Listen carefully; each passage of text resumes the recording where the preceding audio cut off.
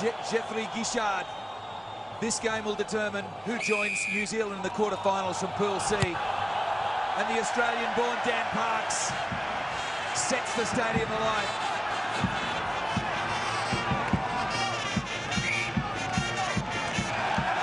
Samaro Bergamasco took it well for the Italians, but he was met by a wall of Scotland. Yeah, perfect start for the Scottish. Great chase off the kick-off. Good aggressive tackle.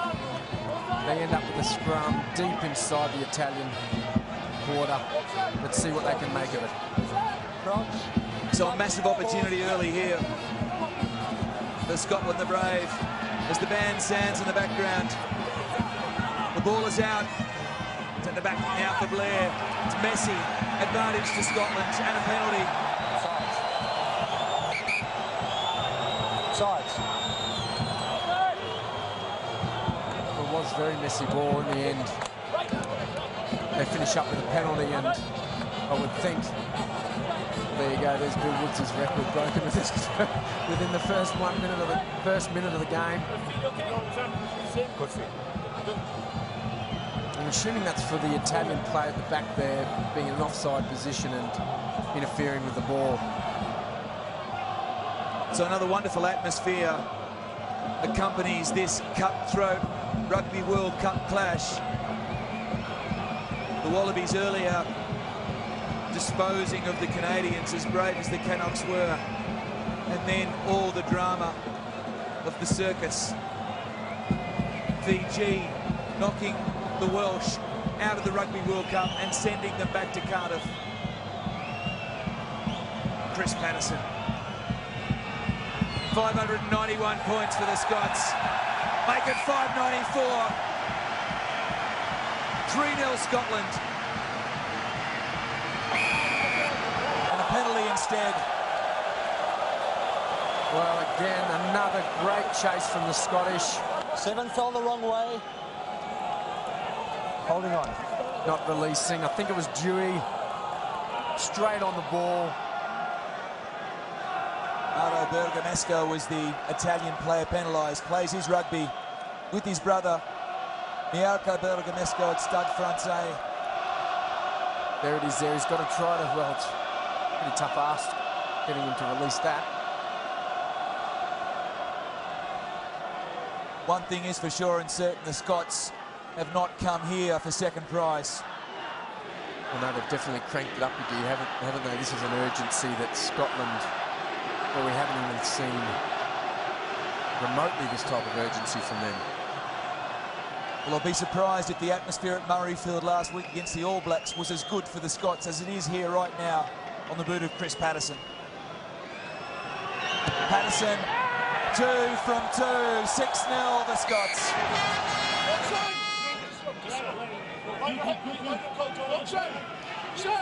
Keith Wood, the famous Irish hooker, described this as the muscle sandwich.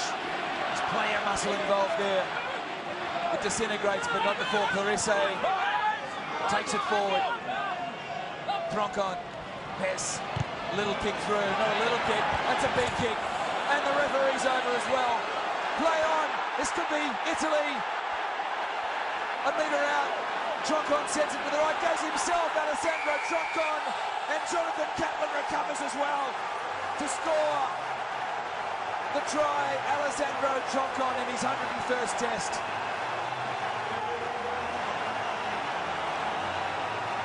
We saw the tactic only a few minutes ago by the Italians. The high ball up to Lamont. He dropped the first one.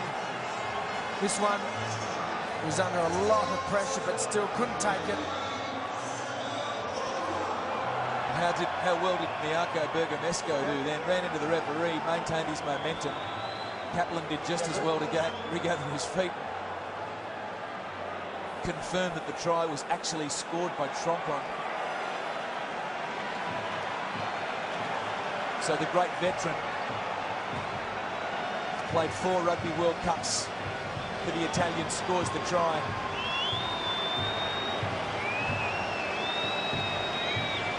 And Ramiro Pes puts the Italians in front. The that is a significant point.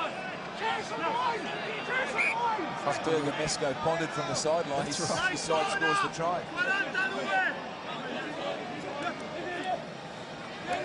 So Festia finds Parise in the line out. Alessandro Troncon pushes his men forward. The pride of Italy, advantage to them. Parise has had a wonderful game up to this point. Number 3.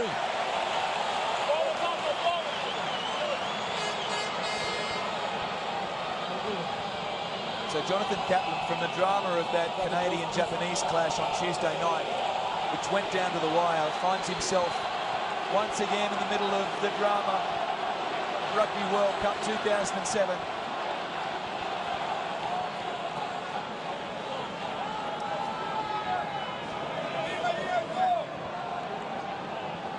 The penalty there for Owen Murray coming in from the side.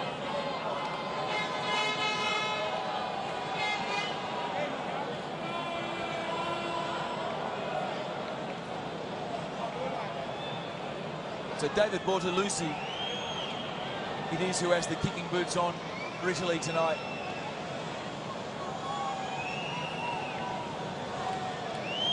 A la Jay Wilkinson. The pendulum about to swing. Bortolami4 swings it through the sticks. So there's Dan Parks. Well, he caught with an old-fashioned K-hanger. And Alessandro Troncon, totally unnecessary, really. Troncon's probably a touch lucky to suffer a similar fate to Mauro Bergamasco. Chris Paterson to narrow the gap to 1.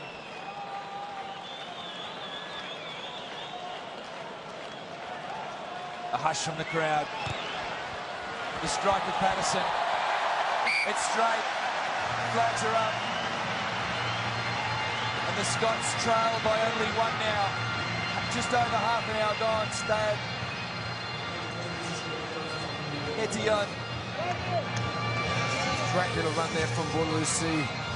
Found some support. Pass wide. From the half back in. So we come back for the penalty.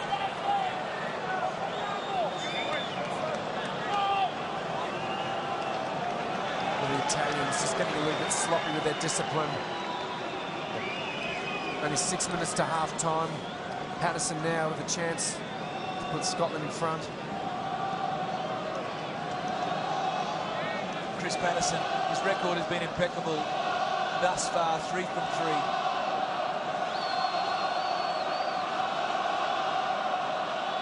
Urged on by those in kilts here and afar.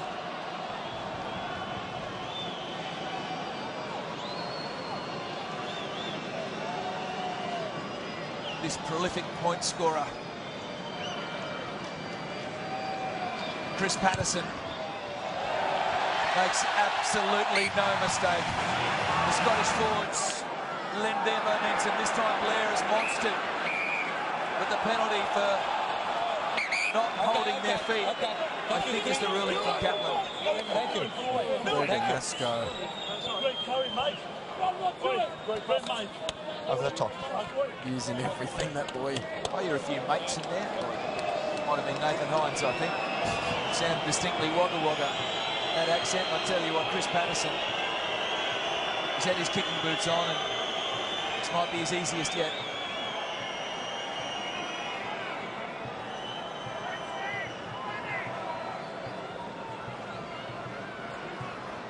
I think this will be a bit of a gift for Chris, going on previous form. 4 from 4, 100% from a lot more difficult positions than this one. Well, this is the way the Scots play their rugby. 4 penalty goals, make it 5 times 3 by the stick down. Blair, Dan Parks, who looks for Lamont. That's knocked forward by an Italian player, and a penalty to Scotland anyway. Well, as disheartening as it may seem to some viewers, just try to get an appreciation for why these tactics are being used. This is exactly why. Nearly every time you employ a box kick or a centre field bomb, particularly in these conditions, just puts so much pressure on the defending side, and you know, turnovers or penalties can ensue, and then you get a chance to have a crack at another 3 points. So as frustrating as it may seem, the players are really just working with the rules. Well, both sides, they don't want to go home tomorrow. Chris Paterson's boot has been the saviour for Scotland on so many occasions. Maybe tonight, once again, for the Scots in the crowd and back home.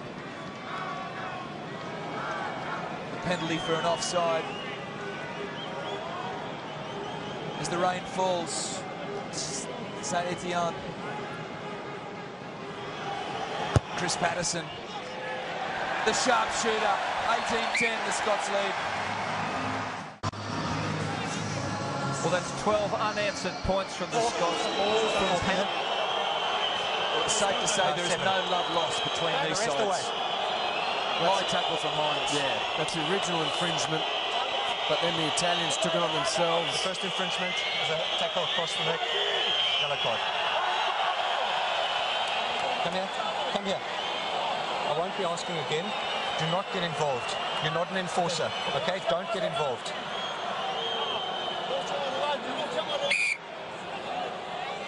So Nathan Hines earns himself 10 minutes in the sin bin. He does. He always shot. We saw that from Bergamasco in the first half. It wasn't costly for the Italians because they scored while he was off. But Nathan Hines hasn't got a great record in this respect. He, in fact, was the first Scot sent off in international rugby history, the match against the USA in 2000. So the Australian boy letting the discipline slip there and letting that tackle slip up too high. Good attacking raid we saw from the Italians finally, keeping the ball in hand. I'm not sure if it was worth a yellow card myself, but anyway, it's the decision the referee made. Bortolami4. He's focused. And he gets the Italians 3 points closer.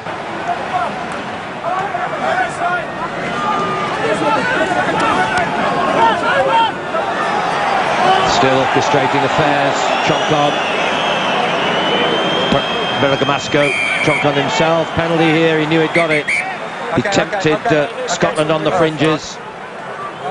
I don't know what Troncon's been taking, but my goodness. His eyes almost glazed with fire and intensity. Yeah, okay, I've got it, thanks. He's had a bottle full of angry pills, I think, before he came out to play this one. Yeah. Jonathan Kaplan wants a word with. Second infringement on Moore, collapsing the ball. I don't want to see it again. That particular one was number 3. Not again, okay? So a word with Jason White, warning about Ewan Murray supposedly collapsing that maul. Well, I think Troncon was giving him some advice there, do you think? By any chance? Quite possibly. Let's see, there's Ewan Murray. Oh, definitely. No, I see he has, hasn't he? Oh, blind side of the referee, who was advised by Wayne Barnes on this near side. So, well, this would be nerve-tingling for the last, well, it will be, won't it, for the last 18.5 minutes, whether this goes over or not. It's only one score between the sides. This will bring it within 2 points. It's been nerve-tingling for the whole 61 minutes that we've had so far. Hasn't it just? Really cut and thrust. I think what's the next step up from nerve-tingling? It will be that. So, for a scoreline of 18-16 here. Bortolami4 looks brilliant. That's how it stands. Well, a beautifully struck kick by Bortolami4. He's missed a couple earlier. It's just been very difficult. Neither side has been able to get periods of ascendancy which can turn the match. And, you know, as a consequence, it's been just nip and tuck right the way through. Every second sounds the death knell for Italy. With just over a minute to play, one last flourish is there. Any sort of score would do. This is Marco Bergamasco. It's not been a night for 3 quarters, but of powerful forwards, gritty, hard yards at every point, and tactical kicking from fly halves as Kane Robertson shrewdly comes inside to keep the ball in play. Troncon, we're down to the last minute, and again it's Bergamasco, Mirko in the midfield, and Troncon is the dream about to be extinguished by just 2 points, not yet, necessarily yet.